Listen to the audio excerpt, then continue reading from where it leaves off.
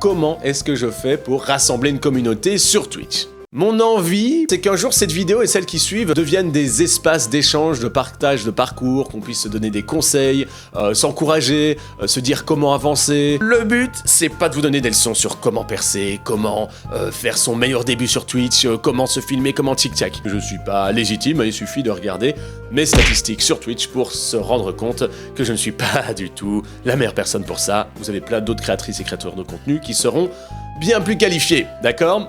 Donc, mon objectif c'est quoi? C'est tout simplement qu'on se partage nos parcours, nos obstacles, nos petites victoires, parce qu'on est plein à s'être lancé dans l'aventure, et je pense clairement qu'on ira plus loin si on se partage notre expérience et qu'on en fait profiter aux autres. Tout simplement, les obstacles que je vais rencontrer, vous allez peut-être aussi les rencontrer, et inversement. Donc, le but c'est vraiment de donner de la force les uns les unes les autres. J'ai lancé mon premier stream le 21 avril 2025, donc ça fait 2 mois et demi environ que je stream. Mon objectif, il était simple, et il l'est toujours, hein, c'est fusionner les choses que j'aime faire dans un seul et même projet. Le problème, c'est que j'aime faire beaucoup de choses.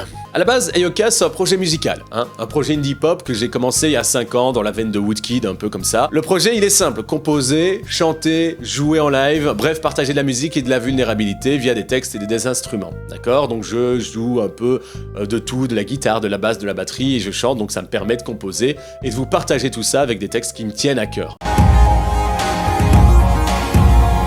And I know it's hard to find a path to forget every mess you made. And I know it's not easy. Le truc, c'est qu'à côté de la musique, j'adore faire des chroniques radio. J'en ai d'ailleurs fait dans plusieurs radios associatives. En gros, je partage le même message, mais en faisant rire. Alors je ne demande pas grand-chose, juste un petit rayon de soleil. Rendez-moi ma moustache de sueur, je veux transpirer sous mon masque. Et puis bon, quoi qu'on en dise, avoir le sillon interfessier légèrement humide, c'est pas une sensation si désagréable. Et enfin, il y a 6 mois, je me suis acheté une tablette graphique pour dessiner et faire des petites BD inspirées de ma vie, hein. J'ai grandi avec les Lucky Luke, le journal Spirou, les Tintins, les Schtroumpfs, etc. Et le média dessin, il a toujours été très important pour moi. J'ai commencé à dessiner sérieusement, on va dire, quand j'étais en secondaire, et avec un peu de légèreté pour ne pas que ce soit trop lourd non plus. Et c'est là qu'apparaît la problématique, comment est-ce que je fais pour mélanger tout ça, hein, parce que là on parle quand même d'un projet musical poétique, mélancolique, avec d'un autre côté une passion pour les blagues pipi, caca, prout, et un peu d'analyse sociétale. Bah, la réponse que j'ai trouvée, c'est tout simplement de vous partager les coulisses de chacune de ces activités sur Twitch pour aussi avoir un point commun de ces différentes activités.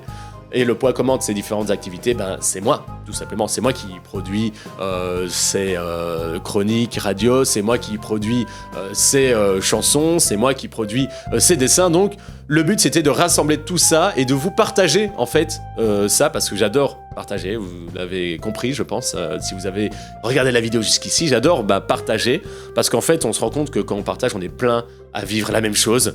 Et qu'en fait on reste tous et toutes dans nos petits coins alors que c'est ultra kiffant de partager, de se rendre compte qu'il y a d'autres personnes qui vivent exactement les mêmes choses que nous, ou en tout cas des choses assez similaires. Alors j'ai commencé du coup à liver le mardi, le jeudi et le dimanche, hein, donc le mardi je fais de la composition musicale, donc je vous emmène un peu dans les coulisses de comment est-ce que je compose une chanson. Le jeudi on fait du dessin, alors le dessin là c'est simple, on fait des caricatures des followers, tout simplement, et puis parfois quand il n'y a pas de nouveaux followers ou que c'est plus calme, j'en profite pour avancer sur des projets perso.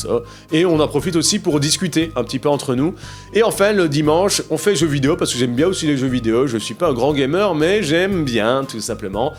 Surtout faire du RP, en fait. Et ma passion, c'est faire du RP sur des jeux qui ne s'y prêtent pas du tout. Alors, j'ai fait un très bon début, en tout cas à mon sens. J'ai atteint l'affiliation le 25 mai, soit pile poil un mois, ou presque pile poil un mois après avoir commencé, donc ça c'est quand même assez satisfaisant. Bref, et on a atteint ça un mois après, ce que je trouve assez rapide. On a également atteint les 100 followers, hein, donc ça aussi c'était une petite victoire, mais j'ai l'impression qu'on commence un peu à stagner, que je me stabilise autour des entre 3 et 6 viewers de moyenne. Les très bons jours, il y a 6 viewers, les moins bons jours, il y a plutôt 3 viewers, 2-3 viewers, tout simplement. Ce qui m'amène à 2 questions. Première remarque, d'abord, j'ai conscience que je me développerais bien plus vite si je ne faisais qu'une seule activité, si je faisais que le même jeu vidéo, si je faisais que de la musique, que de la compo ou que du dessin, mais c'est pas possible pour moi, tout simplement parce que j'ai besoin de cette diversité d'activités, j'ai besoin de faire plusieurs choses, j'ai besoin de m'amuser moi-même quand je fais mes streams. Donc, 2 questions. La première, est-ce que c'est nécessairement une mauvaise chose de ne pas avoir de niche ? Enfin, je veux dire, la niche, c'est moi, c'est mon humour claqué au sol, je veux dire, c'est ma personnalité, c'est la manière dont j'anime mes streams, évidemment, mais je n'ai pas qu'une seule activité. Est-ce que vous, en tant que viewer, ça vous gêne d'avoir un streamer qui fait autant de choses différentes, hein ?